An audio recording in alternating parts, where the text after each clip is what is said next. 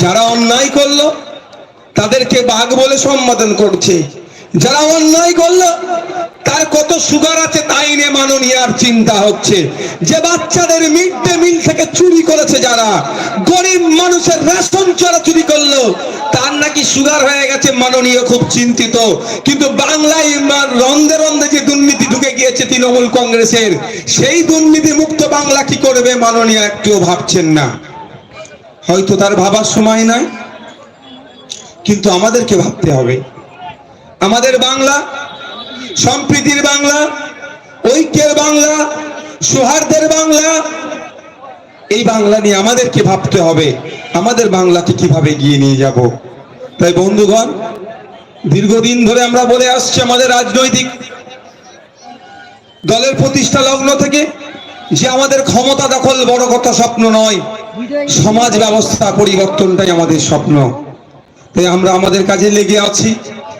বিভিন্ন ভাবে বিভিন্ন সময়ে মানুষ কিভাবে উপকৃত হবে তার জন্য আমরা সদা চিন্তিত। মানুষ যেখানে অন্যায় হয়েছে, যেখানেই অনাচার হয়েছে, আইএসএফ সেখানেই পৌঁছেছে।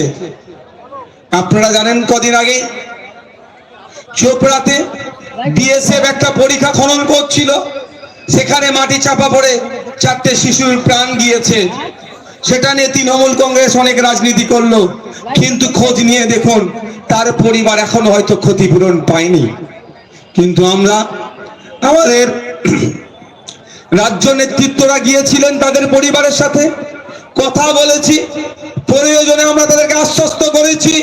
আমিও তাদের সাথে ফোনের মাধ্যমে মোবাইলের মাধ্যমে কথা বলেছি যে প্রয়োজনে তাদের 4 জনের হয়ে আমরা কলকাতা হাইকোর্টে লড়াই করব, আইনি লড়াই করব তাদেরকে ন্যায় ইনসাফ পাইয়ে দেওয়ার জন্য। আপনারা দেখেছিলেন ওই আপনার চোপড়াতে, ওখানে আমি পৌঁছে গিয়েছিলাম। আমার আদিবাসী সমাজের মা বোন বাপ ভাইদের উপরে, বাচ্চাদের উপরে কিভাবে আক্রমণ না দিয়েছিল তৃণমূলী এই জমি হাঙররা, তৃণমূলের এই দুষ্কৃতীরা।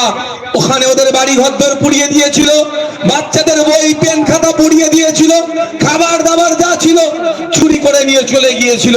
তাদের বাড়িতে থাকা মাথার উপরে কোনো ছাদ ছিল না। ওখানে আমি পৌঁছেছিলাম, তারা 2 দিন না খেয়েছিল। ওখানে থেকে আইএসএফ এর পক্ষ থেকে রন্ধনশালা চালু করে তাদেরকে আশ্বস্ত করে দিয়ে এসেছিলাম, যতদিন না পর্যন্ত এই সমস্যা মিটছে আইএসএফ আপনাদের খাবার দায়িত্ব নেবে। এটাই আইএসএফ মনে করে।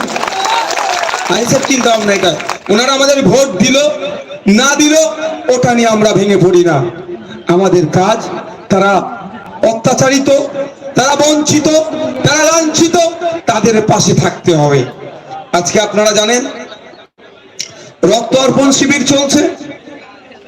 আমরা শুধু বছরে ভোটের সময় আসবে মামা জ্যাঠা খালা মাসি পিসি ফুপু চাচা চাচি দাদু ভোটটা দাও, ভোটের পর্ব মিটে যাবে, আর খুঁজে পাওয়া যাবে না, এই পলিটিক্স আমরা করি না। আমরা সারা বছর মানুষের পাশে থাকতে চাই। মানুষের চাওয়া পাওয়া অভাব অভিযোগ গুলো বিধানসভার মধ্যে যেমন বলি, বিধানসভার বাইরেও আমাদের সামর্থ্য অনুযায়ী এই সমস্যা সমাধানের আমরা চেষ্টা করি। তার একটা অঙ্গ হিসাবে রক্ত অর্পণ শিবির আপনারা খোঁজ নিয়ে দেখতে পাবেন। সারা রাজ্যের অনেক রাজনৈতিক দল আছে, কারো আমি এখানে সমালোচনা করছি না, কিন্তু খোঁজ নিয়ে দেখা যাবে এত রাজনৈতিক দল থাকার শিবির করে রক্ত অর্পণ শিবির রোগীদের রক্তের যোগান দেয়। যারা শাসকে আছে, যারা বিরোধীতে আছে, আইএসএফ এর প্রধান বিরোধীতে যারা আছে, আইএসএফ এর ধারে কাছে তারা থাকতে পারেন। তারা কিভাবে ভোট নেয়, কিন্তু আমরা ভোট নেওয়ার জন্য করি না। তারা জানে ভোটের সময় আসবো, কেউ সিএ